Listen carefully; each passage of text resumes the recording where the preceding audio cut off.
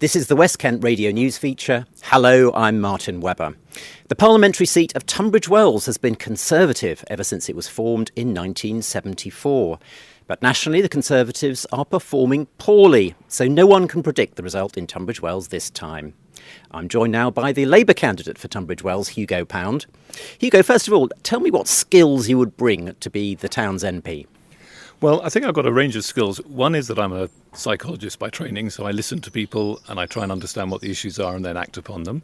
I've been a borough councillor here in Tunbridge Wells for 5 years. I've been a cabinet member with housing and planning as my responsibility for 2 years. I've done 16 years as a governor in 2 schools. I've done community service here for 20 years. So I think I understand Tunbridge Wells and I love it. I've lived here for over 30 years. And I think for being an MP, what you want is a bit of leadership, in other words, a sense of purpose and inspiration, where we're going and what we're trying to achieve, and also a little bit of management, which is about being sort of considerate and organised and recognising that things need to get done. And I think that if people judged me against, are you purposeful, inspirational, considerate and organised, that would be a good measure of an MP. And how well would you say you know Tunbridge Wells? Well, as I say, I've been here a long time and I'm well embedded in the community. And in fact, today I've just been talking to somebody about live music, which is one of my great passions. I had a son who used to play at the Forum and Trinity and the Grey Lady and never did the Assembly Hall. But I've been to several gigs this year. And I was just talking about Robert Plant turning up and Johnny Marr coming down. So music, art, the South East studios that we've got going on at the moment have been absolutely fantastic. So I love it. I think it's a great place to live. But it isn't for everybody, in truth, and we need to work on that too. Recently there were borough council elections and the Liberal Democrats won them. They've now got overall control of Tunbridge Wells Borough Council. So the Liberal Democrats are saying if you don't want Conservative, you should vote Lib Dem. What do you say to that? Well, I think they're wrong on 2 counts. Firstly, small parties like the Lib Dems do well in local elections and they typically don't do well in general elections. And I think that what has happened is that the Lib Dems here in Tunbridge Wells have worked very hard off the back of the general election campaign to be seen and visible and to make out that somehow they are in with a shout. The truth is that here in Tunbridge Wells, the polls are suggesting that we are all 3 of the main parties very close together and that people are still undecided in quite large numbers. And I don't believe that a campaign that simply says, vote Lib Dem, tactically, because that's the only way to get the Conservatives out, is a valid campaign. It should be about policy, it should be about the person, it should be about what we would actually bring to Tunbridge Wells, and that's what I think people will swing behind. So you've been doing a lot of canvassing on the doorstep. What are you hearing? Well, what we're hearing when we're out and about, and over the last couple of weeks, for instance, I must have done, 5 or 6 summer fetes in various of the villages around Tunbridge Wells. It's very pragmatic issues about housing for young people so that they can get on the ladder. Not necessarily just social housing for rent, but housing that helps people to get onto the housing ladder. It's about the NHS and the lack of service both at GP level, hospital, and particularly around dentistry. There are whole swathes of issues about planning and the green belt. And what about how's that translating in terms of the parties that people are likely to support? Are they telling you? Well, I think there is a lot of confidence in our 6 priorities. There is a lack of understanding of the Lib Dems, and as yet I don't think people have any confidence in the Conservatives, and I don't think it'll return, in truth. The NHS is a big priority for voters. The long waiting lists, the difficulty in getting a GP appointment. What are Labour promising on that? Well, I think they're promising, and Wes Streeting, who's currently the Shadow Minister for Health and Social Care, is promising a pragmatic response, which is, in the first instance, we will be using the private sector to reduce the waiting lists in hospitals. And some people are surprised by that, but the reality is that we've got 7 million people currently waiting for hospital appointments, and it needs to be reduced. And at that point, when we can manage, therefore, the waiting times, then we can begin to tail off our dependency upon maybe the private system.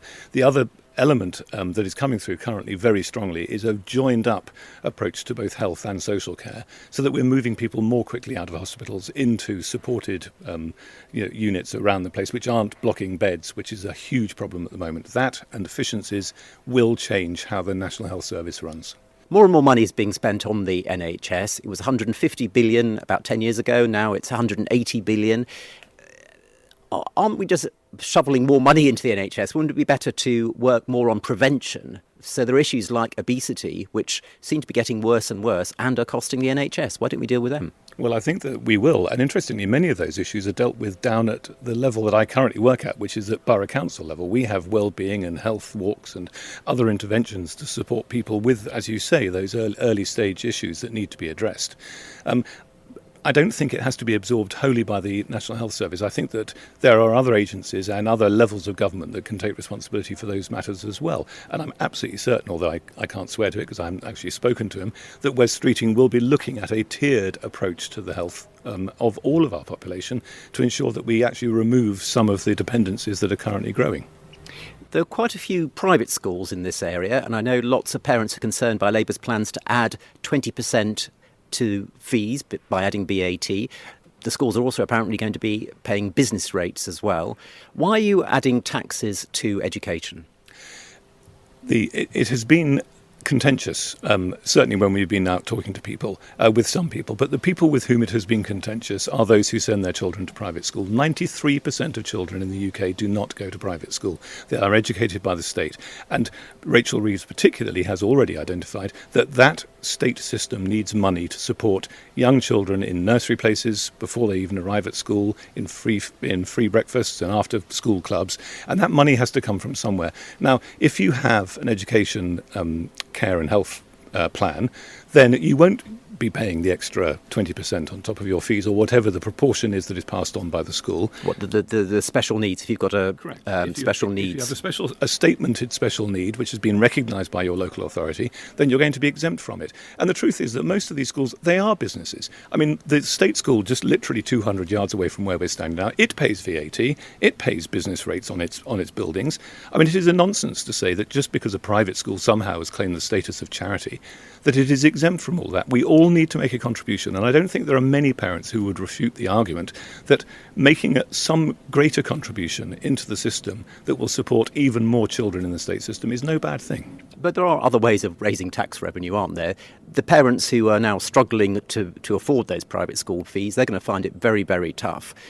Aren't schools going to close? I mean, what do you say to the teachers who are going to lose their jobs in these private schools? Well, I honestly don't know how many will close. That is what they're threatening at the moment. Oh, we won't be able to keep going. Well, actually, you manage your business. And if it is a business and you are attracting students to your school, then that will need to be managed. So I don't know whether they'll be closed. But the truth is that if any does close, and those teachers particularly and other peripatetic staff therefore lose their jobs, they will come into the state system. If they're dedicated to teaching, they will teach within the state system, and that will be good for the system as well. What about the parents who say to you, well, look, I'm providing a public benefit, I'm spending $10,000 a year of my own money on education, which means the state doesn't have to spend $8,000 or whatever it is, the cost that the state would spend on teaching that same pupil if it was in the state system?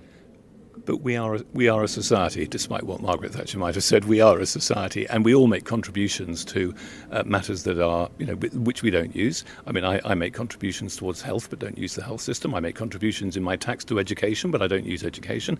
That is part of being a community and part of being a society, is that we make contributions. If you choose to step outside that, and for whatever reasons, and some of them are perfectly valid reasons to step away, you're making a choice, but you still are making a contribution to society. I don't see it as a dilemma, really. And the Conservatives are saying that adding VAT, because so many children will be removed from the private system, they will be the sort of children who are in the private system because they're struggling with the large classes in the state system, that when they move into the state system, they'll actually be very costly to teach, and the actual bill for the state will go up from this move. But it's interesting that it's the Conservatives who are saying that, and it's the schools that are saying that. But actually, Bridget Phillipson, for instance, who's the Shadow Secretary of State at the moment for Education, is very confident that all children can be absorbed into the state schools. All children should have the right to a fulsome and wholly appropriate education. There is a matter around culture and leadership within all schools, but I think that it's down to heads and the environment in which they operate to allow every child to flourish. And if parents feel that their child is not flourishing within any school, they should be challenging that and moving them somewhere else. Because Kent County Council say some children cost around $100,000 a year if they have special needs and all the extra help that they require. They do, and Kent County Council is paying for it.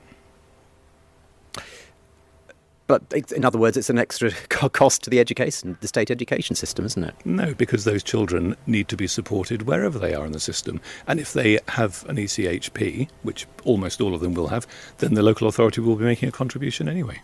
I genuinely don't think it is the big issue or the big priority of this election. One issue that's been difficult for the Conservatives is immigration. More people have come into the country, 3 million increase in the population in the past 10 years. Would you be tightening up or relaxing immigration regulations? Well, it depends what you mean by immigration regulations, because if you have legal immigration, that has to be assessed and understood in relation to education, opportunity, young people being trained up, who are already here, and then we can make a determination about how many more people we need in to support our system at the moment. But what this government has done for 14 years is that it's allowed people to arrive here to fill those sorts of spaces without ensuring that we have young people in tertiary colleges, in training, in apprenticeships, actually prepared and ready to step into those roles. I mean, one of the things that I want to do as the MP in Tunbridge Wells is to bring a new college here to Tunbridge Wells, somewhere in the constituency, so that young people who don't want to go to university but do want to stay in Tunbridge Wells can be trained up in all of those sorts of professions. Once we've done that across the country, then we can determine how many people we would then be allowing in. What sort of professions are you talking about? Well, many of the care professions, for instance, many of the paramedic type roles. Others you would obviously need to go to university for. But there's also engineering and all sorts of new skills that might be required. The idea of new technologies, for instance, do you know that in the UK, on a wind turbine farm, either out at sea or here on land, not a single blade is made in the UK? Why is it that here in Tunbridge Wells we don't have a blade factory somewhere that actually would be providing new technologies, new skills, new jobs for young people to stay here and thrive in what is actually a very, very nice environment? There's also the issue of illegal migration, people coming across the channel, taking huge risks. The Conservatives say their Rwanda plan is already deterring people from coming. They're already going to Ireland instead, for example. So why are Labour going to ditch the Rwanda plan? Well, the people who are going to Ireland are already here. So to say, as the government has claimed, that the Rwanda plan is reducing inbound people on boats coming across the channel is completely unproven, and I don't believe anybody other than a few of them believes that regime is going to work, and the costs have been absolutely extraordinary. So after 14 years, they're now saying, actually, this is an issue that we need to be addressing, and are claiming somehow that another term in government they're going to be able to resolve that matter and make it work. I mean, I don't believe, when I'm out talking, as I said, in fetes and fairs over the last couple of weeks, no one has believed that. There hasn't been a single person who said Rwanda is going to work. What a great idea it is. I don't know where they believe it comes from. So what we believe we need to be doing is smash the gangs. We have a new security command which is being identified and will be built up, who will be working much closer with our European partners. And also we need to do so much more processing of those people who are here already. Greg Clark and I were working a couple of years ago on a couple of hotels that were identified by the Home Office for migrants to stay in the short term, with which we had huge sympathy. But the challenge back to the Home Office was, how quickly currently are you working through the processing system to ensure that they either can stay here or should not stay here? And the answer was, we are getting through something like 10% every 2 years. Well, that's just a nonsense. But is that not because of legal challenges? I mean, people are a bit puzzled what processing means. I mean, they're there. If they have proof that they're a political refugee claiming political asylum, then that might be there. If it's not, why are they still here? People are wondering. But Martin, they're not even getting to process them. They're not even getting to see them. I mean, I've got a couple of residents here in Tunbridge Wells who've been through that process, and they weren't even looked at, in the stages where they were saying, I am here quite legally, I am perfectly entitled to be here, which was later proven to be true, but it took about 7 or 8 months, including Greg Clark's intervention, to do that. So I think that all that stuff about migration, illegal migration, needs to be addressed by government through processing and through the new security command. And I think that the Rwanda scheme and all the other initiatives that seemingly come and go from the Conservatives are just a nonsense. Labour has previously supported the UK being part of the single market of Europe, which would mean EU citizens could move to the UK and vice versa. Is Labour in support of rejoining the single market now? Not at the moment. It's just not a priority. It's a bit like when people ask me about, are you going to nationalise the water companies? It's not a priority. There are bigger priorities after this government has been around for so long than dealing with those issues, I'm afraid. So we need to be addressing the NHS, and we need to be looking at housing, and we need to be looking at the cost of living, and we need to provide security and investment and reform before we start addressing other matters. Let's look at climate emissions. How would you reduce the emissions produced by the people in Britain? There are lots of ways in which we need to tackle the issue. Funnily enough, from my perspective, the first thing I would do is, as Keir Starmer was quoted as saying, I would drive a bulldozer through the planning process, not through the green belt, as one or two people have claimed, but through the planning process. Because at the moment, there is no requirement to put solar panels on roofs, as mandatory at the point of building. We had a development in Paddock Wood very recently, a big warehousing development, and one of the planning committee said, why aren't there solar panels all over the roof? And the reply came back, because actually as yet we can't demand it of them. So there are those initiatives. We need to be building new technologies. We need to be building wind farms and wave farms and offshore, because if we can have some forms of sustainable energy of our own, which is what GB Energy is driving to achieve. This is the new company that's going to be formed. A new state-owned energy company, correct. So will that government money be put into it? Well, it's going to be working in partnership with the private sector as well to address how we retain the energy that we currently have generated in the UK for UK residents. What about nuclear power? Are you in favour of that? We are, because it's in the mix, and I think it needs to be recognised that it is in the mix currently. What about more North Sea oil and gas exploration and development? Again, that's already been explained elsewhere, which is that we will not revoke the licences that the Tory government very recently hurriedly pushed through before the end of Parliament, but the Labour government would not give any new ones.